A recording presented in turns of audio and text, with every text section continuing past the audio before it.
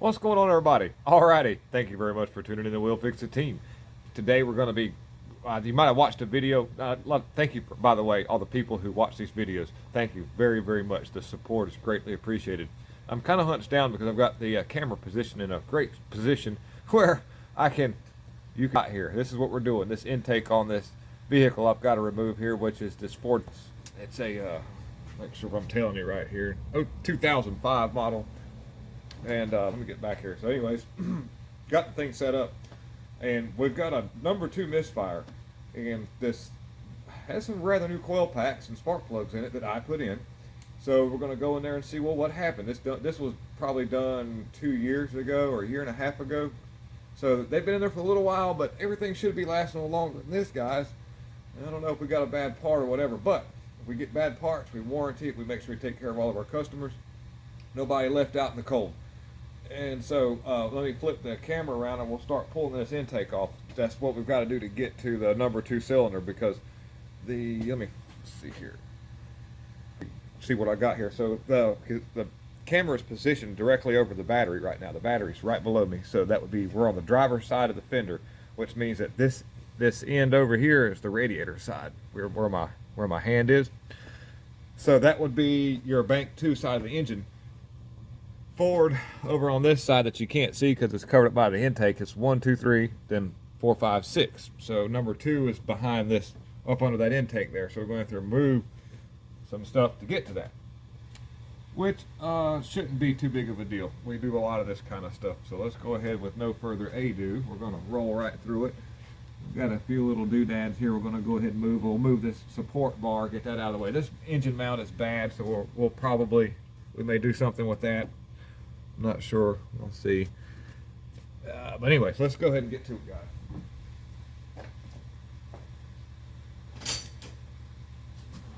I'm off to the side here just gathering some tools up. We got a toolbox right behind where we're at, so just stick around.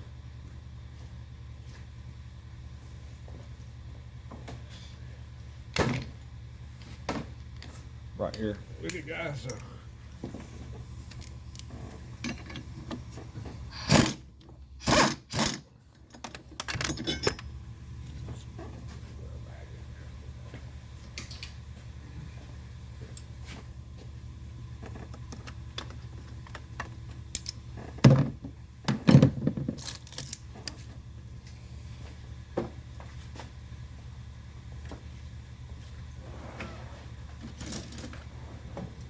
Here what size.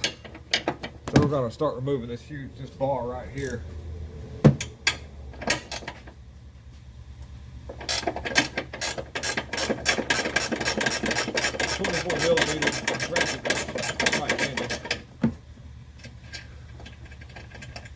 Just want to get, like I say, get a good area to work in.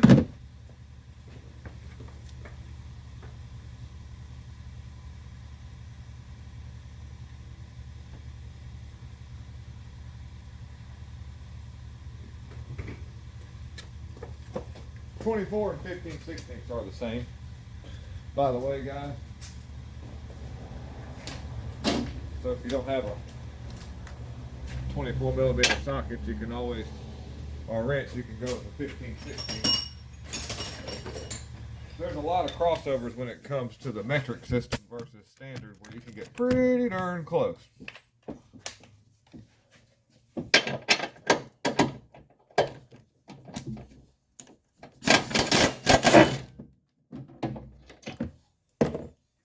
Over here where you can't see in the camera, I've got several. I'll do some stuff over here, so I'm right here. We're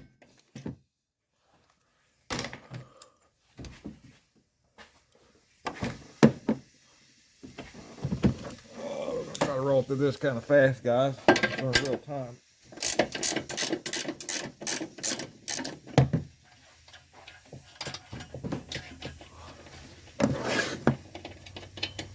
Right here, guys, still just getting this bar unloose. Undone, unloose. What are you thinking about? Try not to hit the camera. It's a lot easier just to do that and get it out of the way. Now we've got a few hoses to deal with. here and there, nothing major. This is a vent for the transmission, so it just kind of sits up here. Move it out of the way. We've got a line. We'll just drop that there.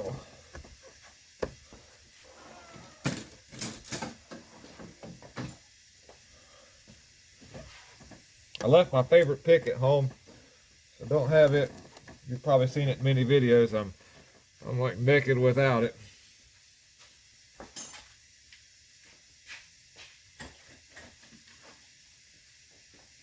Let's turn that hissing air off.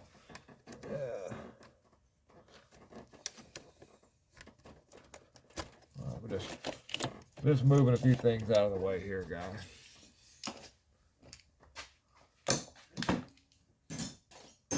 Now we've got us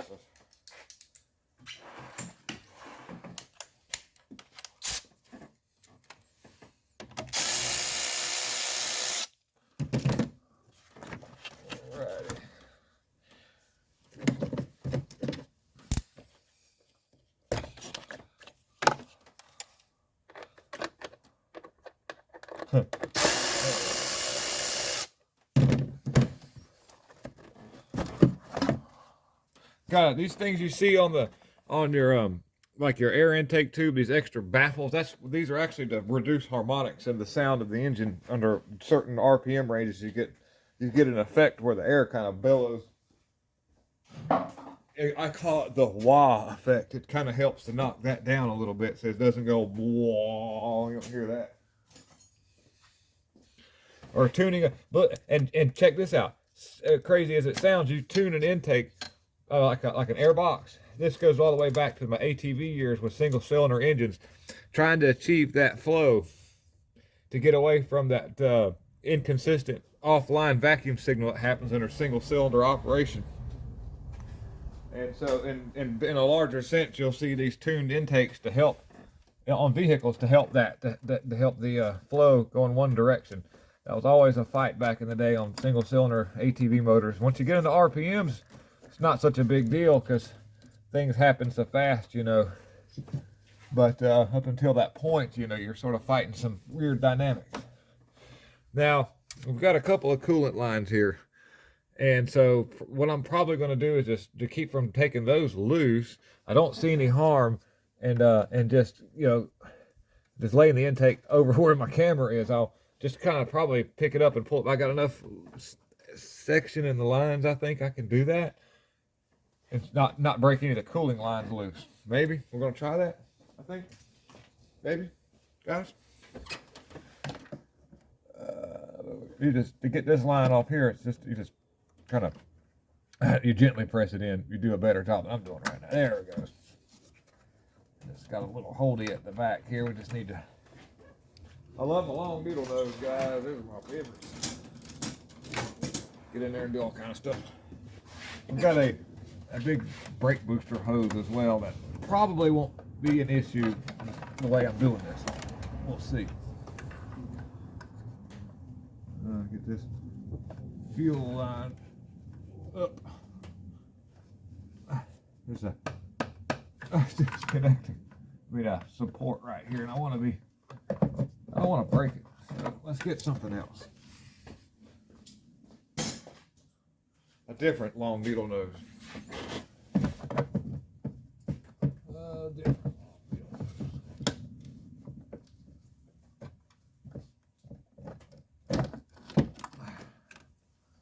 Alrighty, so sometimes you'll find some places on the back of these where there's some more vacuum connections. You want to be mindful of that. And we've got that right here. We've got two main vacuum ports. I don't feel any supports on the back. So now I've just got to get these off. And they're right in this back corner right here. And I don't want to break them. I want them to come off though. Let's see what we got. Try these in there. Just need to get it. Don't want to break the little plastic hard lines.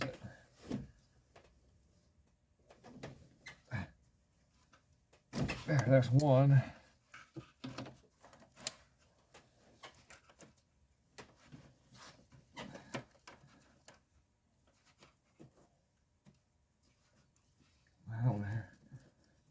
been a while since this has been into. There's the other one. All right. We've got both of our vacuum ports undone. Now, there's some 8mm bolts that run the circumference of this. And we're going to ease right on through. It looks to me like, all right.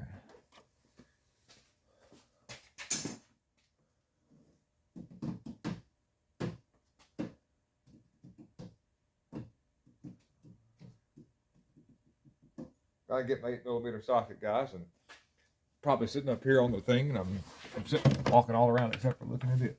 All right, so I've got a couple places there where there's some torque bits I'm gonna have to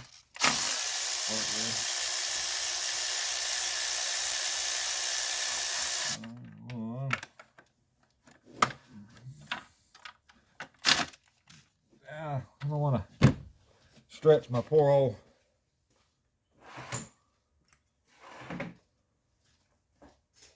I could grab that tool and just twist it and probably break it loose, but it sure is rough on the little quarter drive head that's in there.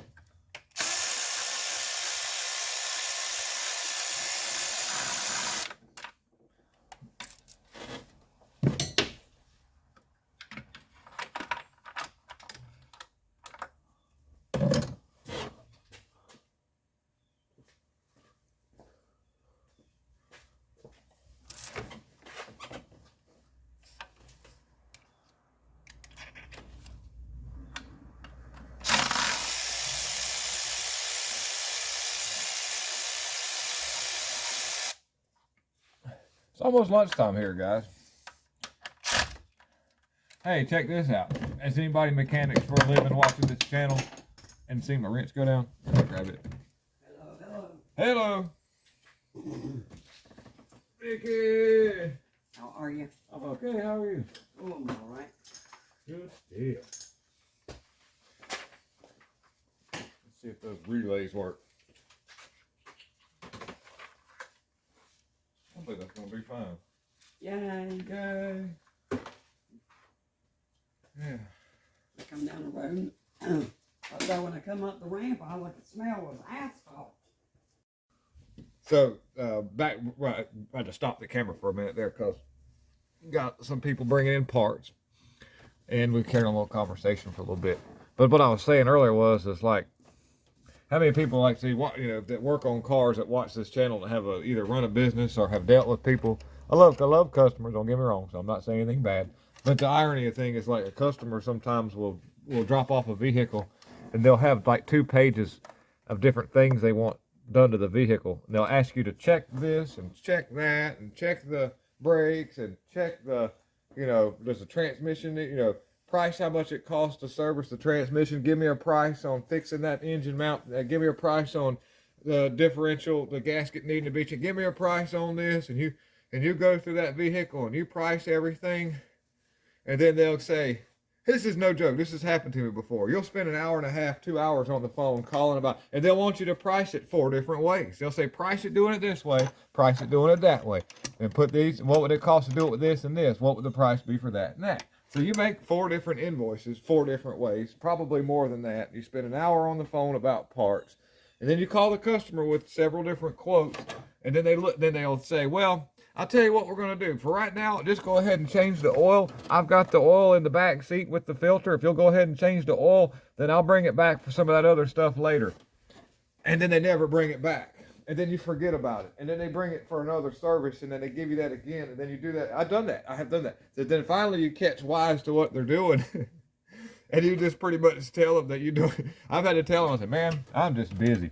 I am just busy. I can't do that right now. But has anybody ever experienced that before? It cost you like half a day worth of getting parts together, and you got all that going on. I don't know if it's ever happened to me. Leave that in the comment section. But man, I'll tell you what, that's happened to me out here many times, and you kind of feel like you have to do it because you don't know, and then you finally learn the people though. You learn the people, and you go, okay, oh, I see what we're doing here.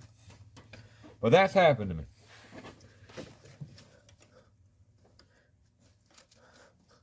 Most of the time, I can't. This is my safe channel. I can't say that. On my other channel, I'll tell you who. I'll give you a profile of people who do that. Yes, but I'm not going to say right now. All I can say is when they do that, though, and they say, "Oh, just," they've even bought the oil. You know, you don't even get to make anything off the oil. All you can do is charge them a little bit of labor for servicing it, and then they act like that was, you're charging $10 to change oil. What in the world is? Gosh, that sure is. That's a lot of money. You're like, so anyways, venting for the morning, guys. But anyway, so basically what I got all the bolts out of the intake and then realized, oh man, the EGR valve is hooked on. So I'm pulling the 2 bolts that hold the EGR valve onto the little metal flange instead of trying to take the big nut loose that's underneath there. That's just plastic intake that's barely hanging on for dear life. These little 10mm bolts, they're not the hardest to get out. This one on this end over here is being a little bit of a pain. We're working through it, guys. Working through it.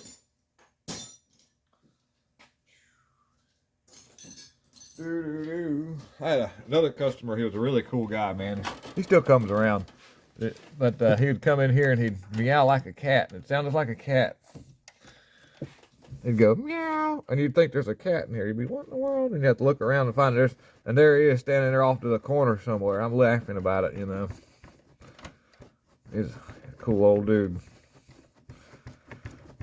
A lot of fun people come out here. I have a pretty good time when I'm working out here. I'm working, like I say, by myself in this place. It's just me. And we stay pretty busy, doing all kind of different things.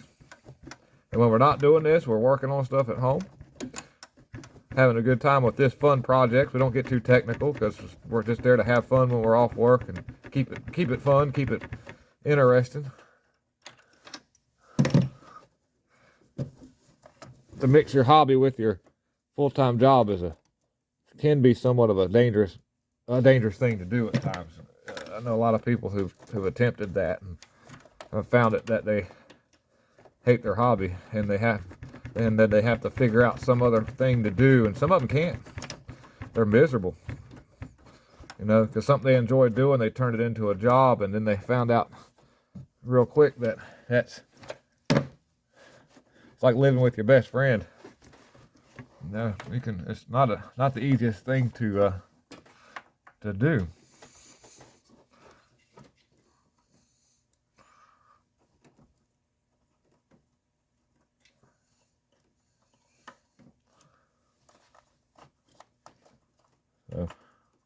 So we've got I'm being careful not to drop the little metal plate. There's a little metal plate gasket between there, and I just threaded it off enough where I got it to release. If I keep turning that bolt, that little metal plate would fall down, and I wouldn't find it.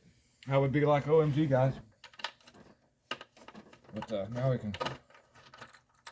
maybe we can get this thing up off of here and get a look at number 2 cylinder and see what is going on. Now, I did check for vacuum leaks on this to be sure that we didn't have some kind of weird anomaly with a vacuum leak.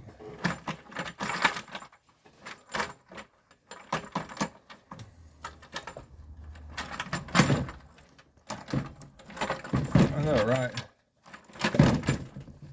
You gotta remember, I still got some of the hoses attached to it, so we've got it up enough where we can work, guys. I'll have to move the camera so you can see what I'm talking about. We've got enough room to work in there.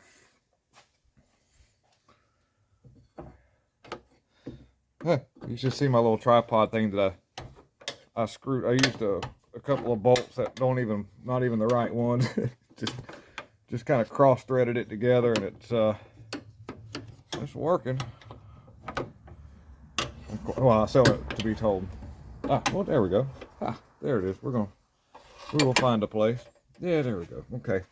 So now, I found a place to put it. So this would be 1, 2, and 3. And we've got a code for cylinder 2 misfire. So we're going to pull number cylinder 2 spark plug on up out of there. I'm just going to get the camera repositioned. And this is where you need to be careful. I'm going to try my best here. Can I do it? Is it possible? I want to release this.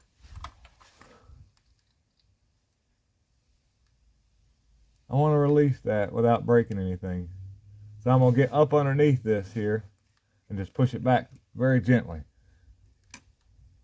And I'm gonna remove that. And I've got some company pulling up with the, and I've got to take care of them, so I'll be back again. All right, gals and guyettes, gazelles. Here's the spark plug that I took out of it. I'm going to change the one spark plug. I don't think that's the problem. I think that what it is I've just got a faulty ignition coil pack. That's, I had some people come in earlier, so I went ahead and while I was talking to them, got the coil pack out of there and the spark plug. But what we'll do is we're just going to go ahead and put all 6 of them in there. They're going to warranty it. I'll do a labor claim on it. I'll replace the one spark plug that it had the misfire on. And like I say, I put good stuff in there. I use Motorcraft stuff.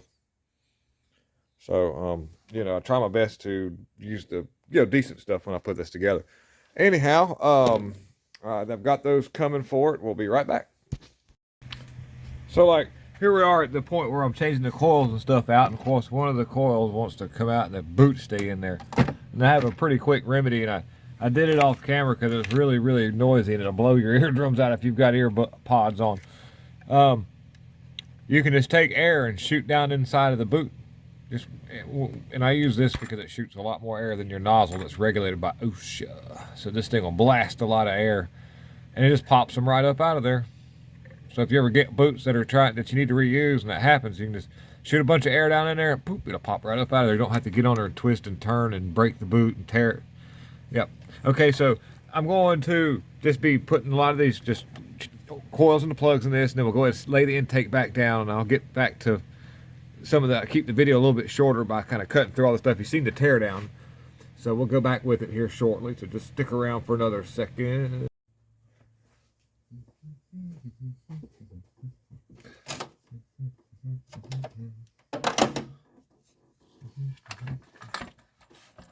Alright, let's see if I can make this.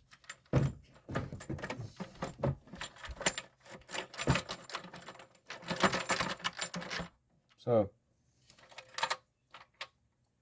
I've got these bolts right here sticking way up. Let's see.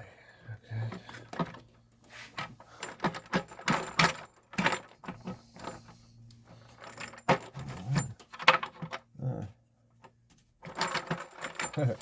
Then the magical number is getting these up in place carefully without poking us in. Now, see, these seals are really new on this intake, so I'm not changing the seals. That's why I just put the just fixing the skip. I say all the other stuff's been. It's new, it's not old. It's done in May. I found the records on it. So if those were old seals, I would have changed those. Those intake plenum seals, those blue circular things that you've seen.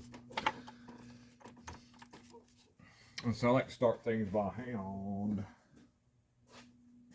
before I put the wrench on them. And plus I want to get all my little screws that are going down in here back in there without dropping them down in the motor or the center part.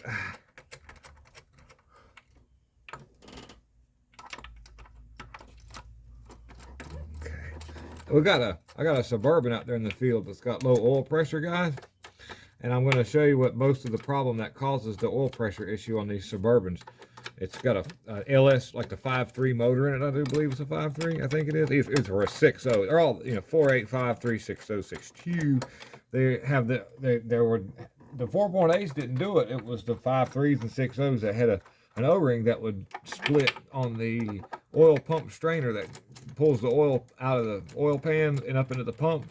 That oil seal would split up there right where it goes into the flange at the oil pump that's mounted at the front of the engine, and cause the engine to get a little bit of oil pressure or none at all. Sometimes it would just it would pull a little bit of oil there, but it just caused a lot of cavitation. You would even see foamy bubbles in the oil. But got one of those we're going to be working on pretty soon here. It's out there in the field. I'll get it in and we'll do a video of me taking the oil pan off of it, and we'll be replacing that seal possibly. I got to check it a little bit closer, but most of the time that's usually what happens. I mean, you get carbon and you get a stopped up strainer, that can happen as well. So but we've got to get in that vicinity just to get there. So you know, if that's the case, but we'll still pull that strainer down when I get ready to do it to fix these, just to make sure that seal is all well and good, because they have been known to give problems. And so we're just sort of rolling through this reinstall here. And then I'm going to replace the coil packs on the front side, which that's pretty simple. So I'll probably cut the camera before I do that, but I'll bring it back and we'll do a video and see how, if that. I didn't find any vacuum leaks, guys. And usually, if an EGR valve it's got an excessive flow, you'll have a code for that. You'll have your oxygen sensors will pick that up, and you'll show a code for like, you know, excessive EGR flow detected. You know, that would cause a misfire, but most of the time too, that code is followed by a random multiple cylinder misfire, because it won't just go one cylinder. In these circumstances, it won't just go to one cylinder. It'll go, it moves around because it causes other cylinders to get lean, and then as it kind of tries to correct itself, watching the oxygen sensors and changing the fuel and air mixture around to accommodate it, it kind of tries to fix itself, and then it'll go back to running, and it just makes it it almost sounds like it's got a racing cam in it or a vacuum leak. You know, a EGR excessive flow has a real similar running condition as a vacuum leak. Lean, you get lean. That's what happens. You get lean and rich because the air that it's taking in doesn't burn, because EGR is already a burnt product, so there's no combustion happening. Then there's lean, and then there's rich. It's weird when the oxygen sensor just. If you were to watch them trying to figure out what's going on in computer world, it'd be like a comedy scene when you're seeing the EGR excessive flow take place all over the place. So before I completely tighten down the intake, I've got it kind of started and snugged a little bit just to give me some room to work. I've got to get these bolts back in this EGR valve over here in this corner. You can probably see me running them all across the other side over here. We get I'm over here where you can see me, but down in the hole, down in this area right here is where the EGR bolt. So before I just get the intake all super tight, I just want to make sure I've got these all started.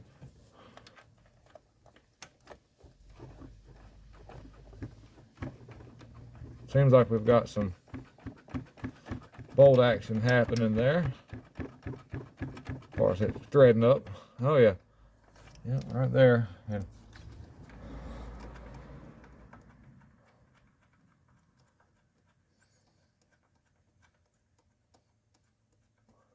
yeah, we're all threaded up right there as well, so I think we're safe to go ahead and retighten the intake, or tighten the intake, finish getting it pulled down.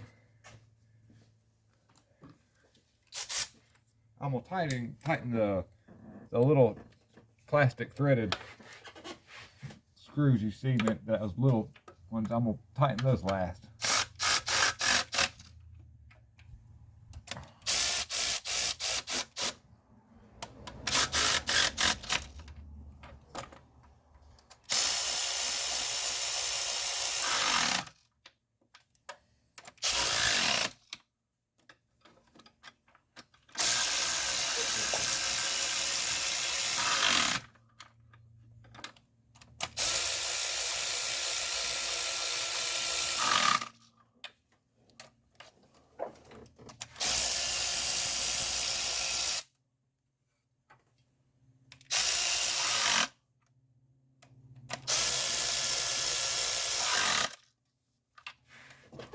Yeah, okay.